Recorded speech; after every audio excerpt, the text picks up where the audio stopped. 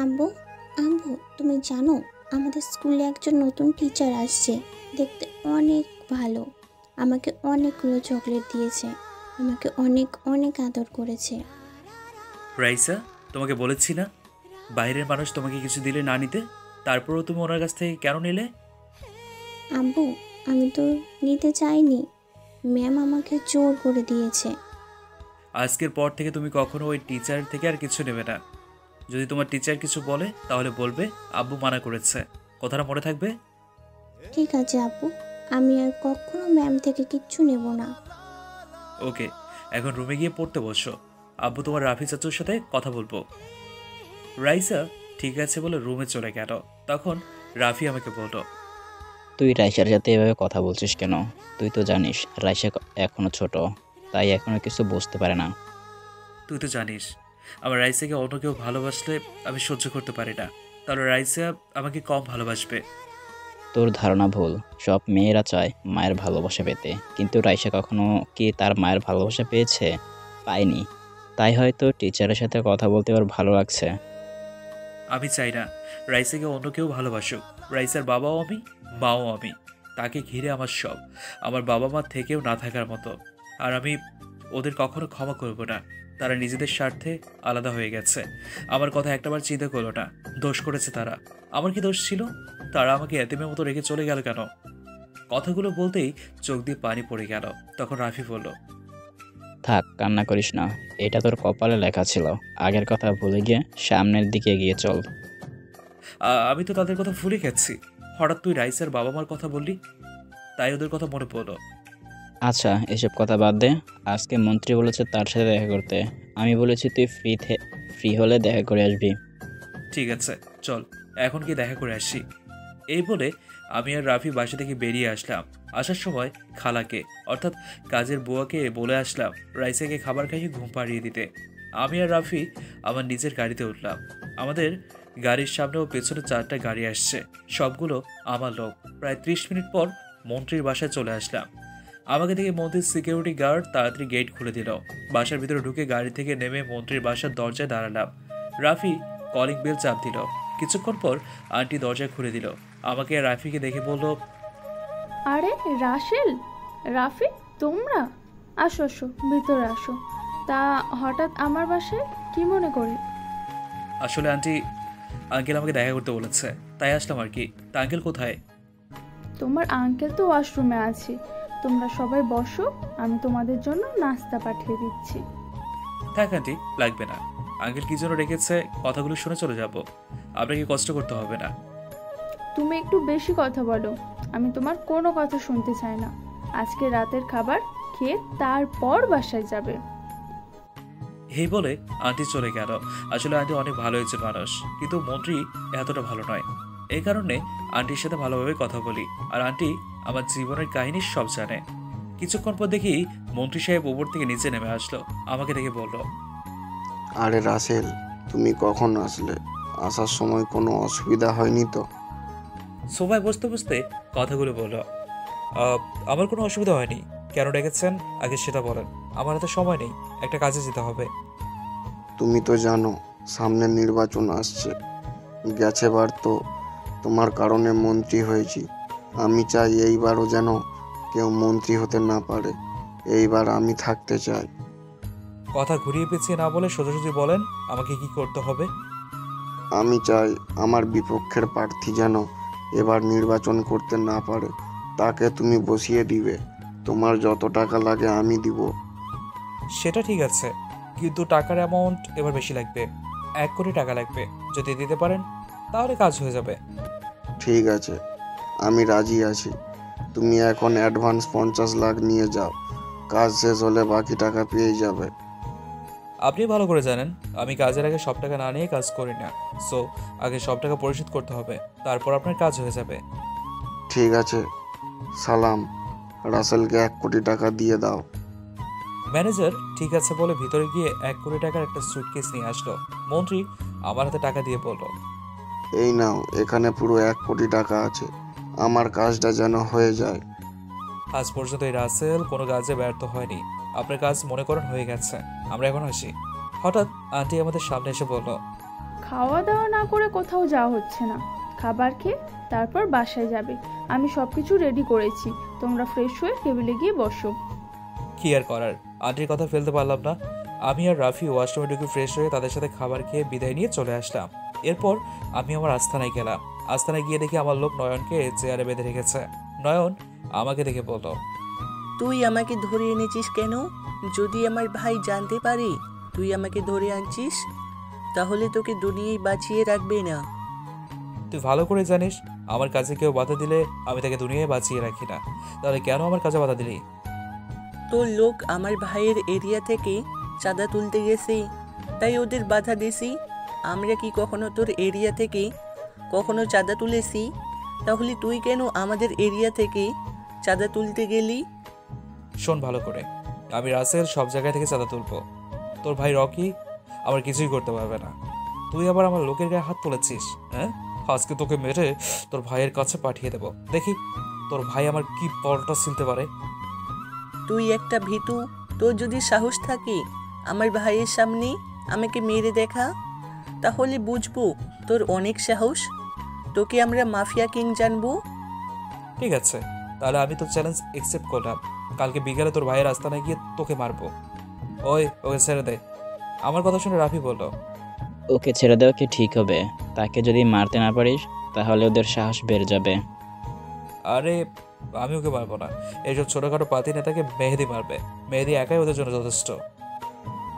মানে মেহেদি তাহলে বেঁচে আছে? ও এখনো মরে নাই? আমরা তো ভেবেছিলাম মেহেদি আর এই দুনিয়ায় বেঁচে নাই। এটা সময় হলে দেখতে পাবি। তুই এখন দাঁড়িয়ে আছিস কেন? যা তাড়াতাড়ি, তা না হলে তোকে আমার লোক মারতে মারতে বের করবে। এমনিই কালকে তো দুনিয়ার শেষ দিন। আমার কথা শুনে নয়ন দৌড় দিয়ে আস্তানা থেকে বেরিয়ে গেল।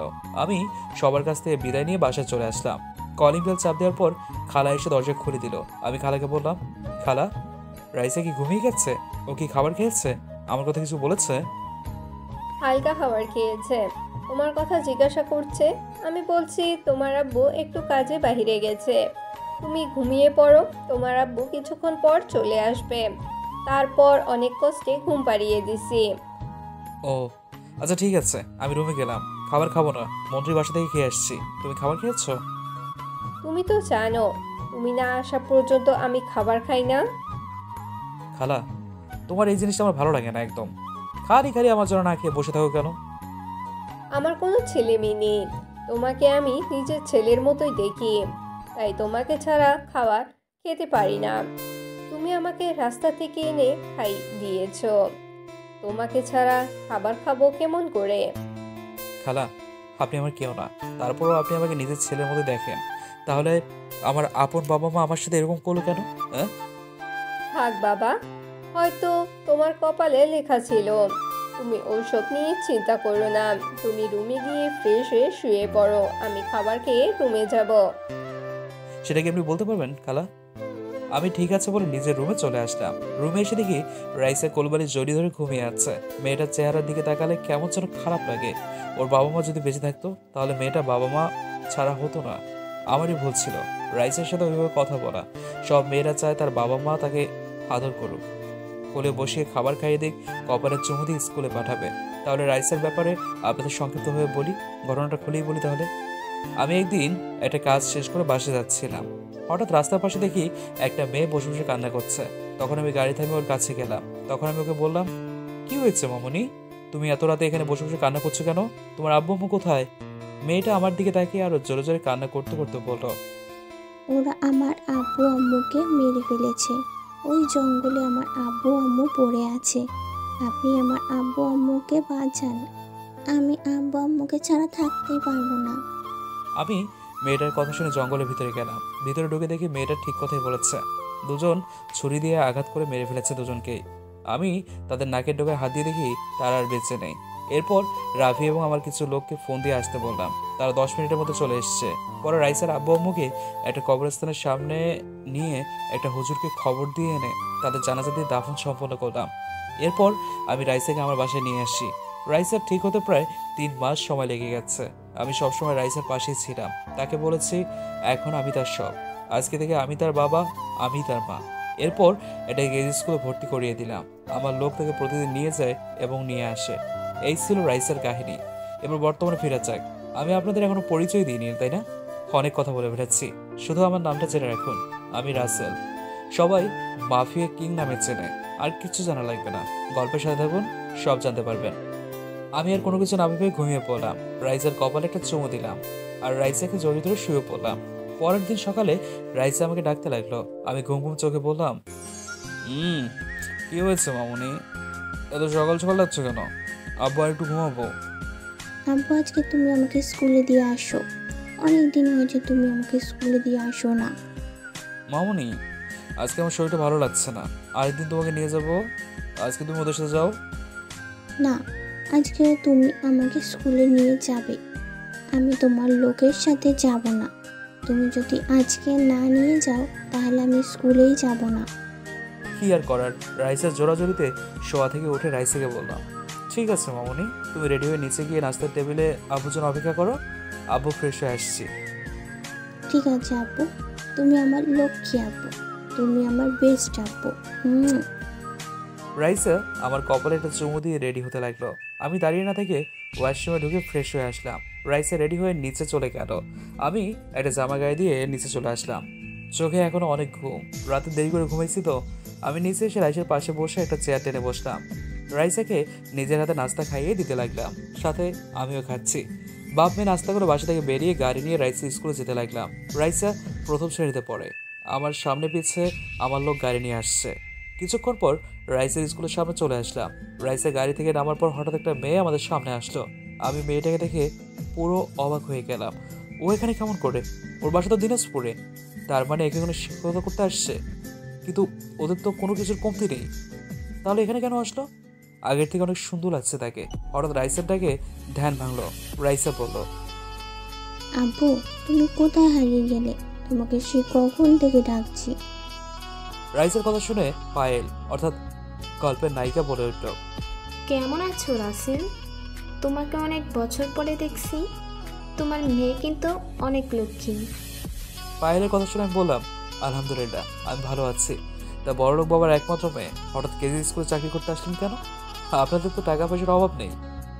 পায়েল আমার কথা শুনে বলল, আসলে আমি এখানে চাকরি করতে আসি নাই। আমার এক বান্ধবী এই স্কুলে চাকরি করে। তার মা অনেক অসুস্থ, তাই ওর হয়ে আমি এখানে আসি। সিয়াম, আম্মু ভালো হয়ে গেছে, আমি বাসায় ফিরে যাব। তা তুমি এখন কি করো? তোমার স্ত্রী কেমন আছে? আমার কাজ হচ্ছে খারাপ মানুষের ক্ষতি করা। তুমি হয়তো বাংলাদেশের একজন মাফিয়ার নাম শুনেছ। সেই মাফিয়া কিং আমি রাসেল। আর আমার সাথে যাদের দেখছো ওরা সবাই আমার লোক। তুমি তো এরকম কখনোই ছিল না, হঠাৎ তুমি এই পথে গেলে কেন? তুমি তো অনেক ভালো একজন ছেলে ছিলে, সবাই তোমার অনেক সুনাম করতো। সেটা অনেক কাহিনী, তাই আমি কাউকে বলতে চাই না। আর তুমি বলছো না আমার স্ত্রী কেমন আছে? আমি এখনো বিয়ে করিনি, আর করার কোনো ইচ্ছেও নেই। তা এখন কি তোমার সেই অহংকার আছে? সবার সাথে কি বাবার ক্ষমতা দেখাও? আমি এখন বাবার ক্ষমতা দেখাই না, আমি আগের থেকে ভালো হয়ে গেছি। আমি নিজের ভুল বুঝতে পেরেছি। আচ্ছা, রাইসা তাহলে কোথায় থেকে আসলো? আর ও তোমাকে বাবা বলে ডাকে কেন? আসলে রাইসার আব্বু আম্মু কি কারা যেন মেরে ফেলেছে। এরপর সব কিছু খুলে বলি। এরপর রাইসাকে আমার বাসায় নিয়ে আসি। রাইসা আমাকে বাবা বলে ডাকে। আমি রাইসাকে নিয়ে সারা জীবন কাটিয়ে দিতে চাই। তুমি যে কাজ করতে আছো, এই কাজে বেঁচে থাকার গ্যারান্টি নেই। তোমাকে যদি সন্ত্রাসীরা মেরে ফেলে তাহলে তো রাইসার পুরো একা হয়ে যাবে। তোমাকে আমি বলিনি আমাকে জ্ঞান দিতে? আমাকে কেউ কিচ্ছু করতে পারবে না, একমাত্র আল্লাহ ছাড়া। তুমি রাইসাকে নিয়ে ভিতরে যাও, আমার একটা কাজ আছে, সেখানে যেতে হবে। আমি কাজটা শেষ করে রাইসাকে নিয়ে যাব। এই কথা বলে আমার লোকগুলোকে নিয়ে নিজের কাজে যেতে লাগলাম। মোবাইল বের করে মেহেদিকে ফোন দিলাম। মেহেদি ফোন রিসিভ করার পর বলল, কি অবস্থা তোর? হঠাৎ ফোন দিলি যে, কোনো কাজ আছে নাকি? আমি ভালো আছি। তোকে যে কারণে ফোন দিচ্ছি, সবাইকে ট্রেনিং দেওয়া কি হয়ে গেছে? সবাইকে ট্রেনিং দেওয়া হয়ে গেছে। এখন আমরা নিচ থেকে উঠতে পারি। যে ট্রেনিং দিছি সবাইকে, ওদের এক একজনের সাথে 5-6টা কিছু না। শুনে খুশি হলাম। এখন তাদের নিয়ে ওপরে উঠে আয়। রনির আস্তানায় গিয়ে নয়নকে তার সামনে মেরে আসবি। যদি মারতে পারিস তাহলে আমাকে মাভিয়া কিং বলে জানবে। আরে ওদের মতো টোকাই মাস্তানকে মারতে আমার লোকগুলোই যথেষ্ট। তুই কোনো চিন্তা করিস না, তোর কাজ হয়ে যাবে। তা কোন সময় যেতে হবে? আর এখন তুই কোথায়? তুই ওদের নিয়ে বিকেল 5টায় রন্ডে আস্তানে যাবি। আর আমি এখন রাফি এবং কিছু লোক নিয়ে মন্ত্রীর বিপক্ষ প্রার্থীর বাসায় যাচ্ছি। ওকে বসিয়ে দিতে হবে। এ কাজের জন্য মন্ত্রী 1 কোটি টাকা দিয়েছে। ঠিক আছে, তুই তাহলে ওই কাজ শেষ করে আয়। আমি সবাইকে রেডি করছি। নয়নকে মেরে তোর কাছে ফোন দিয়ে জানিয়ে দিব। আমি ঠিক আছে বলে ফোনটা কেটে দিলাম। প্রায় 30 মিনিট পর মন্ত্রীর বিপক্ষ প্রার্থীর বাসায় চলে আসলাম। সিকিউরিটি গার্ড আমাদের আটকালে রাফি ঠাস করে দুটো গালে দুটো থাপ্পড় মেরে দেয়। সিকিউরিটি গার্ড আর কোনো কথা বলেনি, গালে হাত দিয়ে চুপ হয়ে গেছে। আমরা সবাই বিপক্ষ দলের প্রার্থীর দরজার সামনে দাঁড়িয়ে কলিং বেল চাপ দিলাম। কিছুক্ষণ পর একজন মায়ের বয়সী লোক এসে দরজা খুলে দিল। দেখে মনে হচ্ছে বিপক্ষ দলের প্রার্থীর স্ত্রী। আমাকে রাফিকে দেখে বলল, তোমরা কারা? আমার বাসায় কি? আপনার স্বামী কোথায়? তাকে একটু ডাক দেন, তার সাথে আমাদের কিছু কথা আছে। কথাগুলো বলে আমরা চলে যাব। রাফির কথা শুনে মহিলা আমাদের ভিতরে নিয়ে গিয়ে বসতে বলল। এরপর মহিলা ভিতরে চলে গেল আর রাফি ভিতরে ঢুকে চারপাশে তাকিয়ে দেখতে লাগলো। মনে মনে বললাম, হায় রে, সবকিছু অবৈধ টাকায় করা। হ্যাঁ। কিছুক্ষণ পর বিপক্ষ দলের প্রার্থী আমাদের সামনে আসলো। আমাকে দেখে চিনে ফেলছে। তখন আমাকে বলল, আরে রাসেল, তুমি আমার বাসায় কেন? আমার লোকেরা কি তোমার কোনো ক্ষতি করেছে? তুমি শুধু একবার বলো, আমি তোমার সামনে ওদের কঠিন শাস্তি দিব। আরে আমার কেউ কিছু করে নেই, আর কারো করার সাহসও নেই। আমার যেটা বলার জন্য এসেছি। আমি শুনেছি আপনি নাকি এবার মন্ত্রী নির্বাচন করবেন। তুমি ঠিকই শুনেছ, আমি ওই সাইফুলকে এবার হারিয়ে ছাড়বো। দেশের মানুষ আমার পক্ষে আছে। এবার আমার মন্ত্রী নির্বাচন কেউ ঠেকাতে পারবে না। তাই নাকি? তাহলে আমি বসে বসে ললিপপ খাবো? হ্যাঁ, আপনাকে বসার জন্য 1 কোটি টাকা পেয়েছি। এখন আমি চাই আপনি বসে পড়ুন। তা না হলে এই রাসেল কি করতে পারে আপনি তো ভালো করেই জানেন। আমি কখনো এবার বসবো না। এবার আমি নির্বাচন করবই। তুমি আমার কিছুই করতে পারবে না। তুমি জানো না আমার হাত বড় বড় মাফিয়াদের সাথে আছে। আপনি মনে জানেন না আপনার কোথায় কি আছে? আমি সব কিছু জানি। আপনার ঢাকায় 6টা বাড়ি আছে, সব অবৈধ টাকায় করা। গুলশানের ভিতরে 5টা মদের গোডাউন আছে, 3টা আবাসিক হোটেল আছে, এখানে মেয়েদের দিয়ে ব্যবসা করেন। আর অনেক কিছু আছে, সেগুলো কথা নাই বললাম। আমি যদি এগুলো দেশের মানুষকে দেখাই এবং ধ্বংস করে দিই, তাহলে আপনি কিভাবে নির্বাচন করবেন? আমি যদি সরকারের কাছে সব কিছু বলে দিই, তাহলে আপনি কোথায় যাবেন? প্লিজ রাসেল, তুমি আমার এত বড় সর্বনাশ করো না। আমি তোমার কথায় রাজি আছি। আমি মন্ত্রী নির্বাচন করব না, তারপরও তুমি আমার ক্ষতি করো না। কথাটা যেন মনে থাকে। তা না হলে আমি কি করতে পারি আপনি ভালো করেই জানেন। আমি যেন আপনার বাসায় আর আসতে না হয় আমার। আবার যদি আসি তাহলে আপনি দূরিয়ে বেঁচে থাকবেন না। এই বলে বিপক্ষ প্রার্থীর বাসা থেকে বেরিয়ে আসলাম। বিপক্ষ প্রার্থীর বাসা থেকে বেরিয়ে সোজা স্কুলের সামনে চলে গেলাম। গেটের সামনে গিয়ে দেখি রাইসা আর পায়েল দাঁড়িয়ে আছে। আমাকে দেখে রাইসা দৌড় দিয়ে আমার কাছে সামনে আসলো। কি ব্যাপার মামনি, আজকে তোমার পড়ালেখা কেমন হয়েছে? কোনো শিক্ষক তোমার গায়ে কি হাত তুলেছে? না আব্বু, এই স্কুলে সবাই অনেক ভালো, আমাকে সবাই আদর করে। আব্বু, ম্যাম তোমাকে কিছু কথা বলবে। ম্যাম, আপনি কি বলবেন আব্বুকে? রাইসের কথা শুনে পায়েল আমার সামনে এসে বলল, আসলে রাসেল, আমাকে এখানে কি একটা বাসা নিয়ে দিতে পারবে? সীমার বাসায় থাকতে আমার ভালো লাগে না।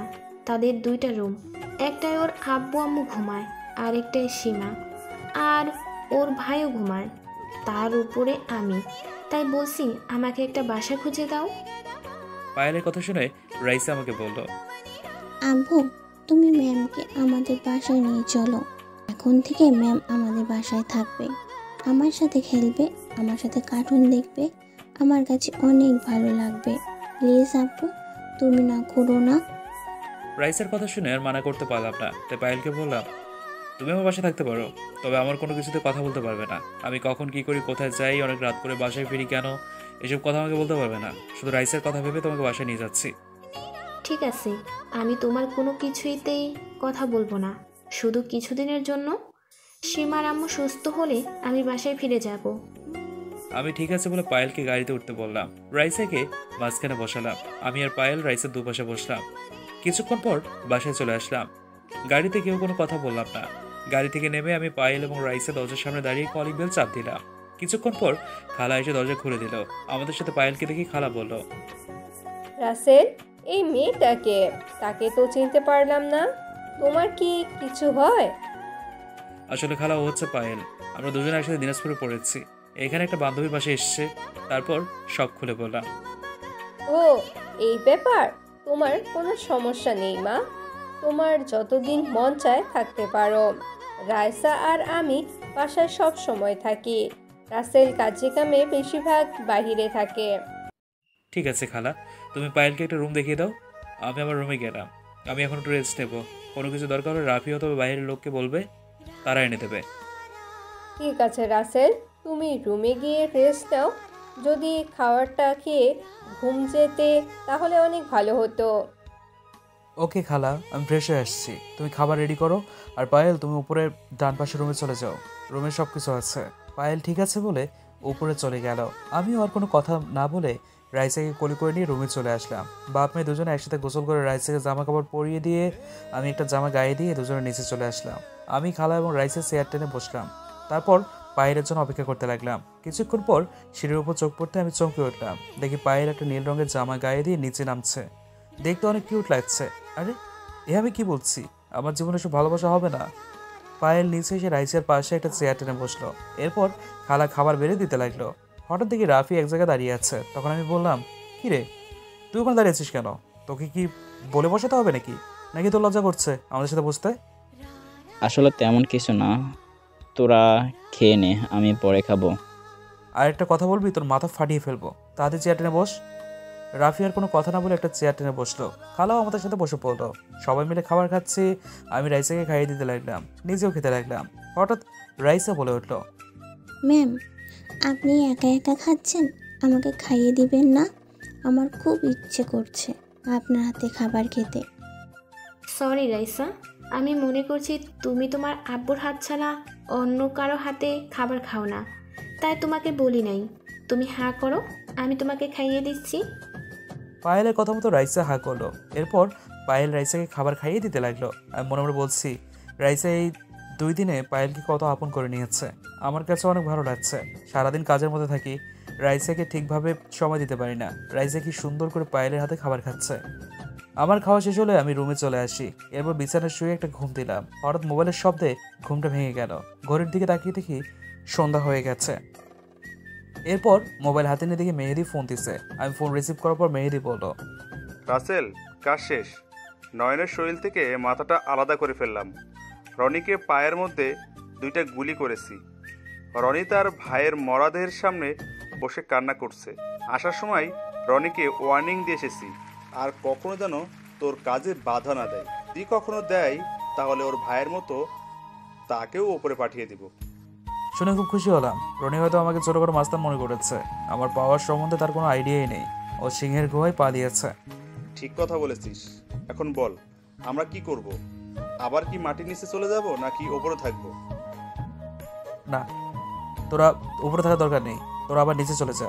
দরকার হলে আমি তোকে জানাবো। মেহেদি ঠিক আছে বলে ফোন কেটে দিল। আমি বিছানা থেকে উঠে ওয়াশরুমে যেতে ফ্রেশ হতে চলে গেলাম। ফ্রেশ হয়ে একটা জামা গায়ে দিয়ে রুম থেকে বেরিয়ে আসতে কারোর সাথে ধাক্কা খেয়ে দুজনের নিচে পড়ে গেলাম। শুধুমাত্র তোর হাসিটা দেখার জন্য। কয়েক হাজার বছর এক নিমিষেই বেঁচে থাকা যায়। হোক সে হাসির কারণ অন্য কেউ, তবু মনের মধ্যে প্রবাহমান ঝর্ণা এনে দিল ভালোবাসার বন্যা, বাসিয়ে নিল বিস্মৃতির ভেলা। শুরু হলো ভালোবাসার খেলা।